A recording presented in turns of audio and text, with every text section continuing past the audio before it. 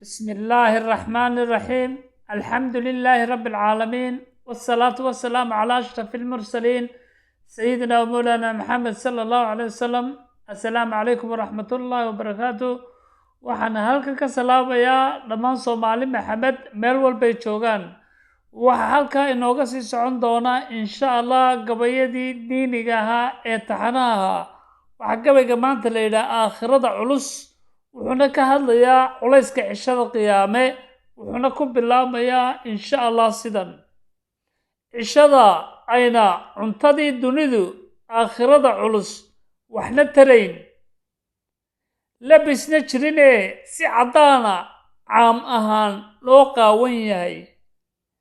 cashiirada iyo qaraabadu iyo hooyo iyo aabbihii qurratu cayn ifka aad u ahayd kaa carari. dharaarta culayska badanee calaacal ku caawin doonin. camalkii adduunkan mid cuddoon iyo mid caato ahba laga abaal marin. cishada aadamuhu cadceedda taagan yahee ciqaabta wadata. cisyaankii noloshu ku carqineed dhabtii cidhibtirmi.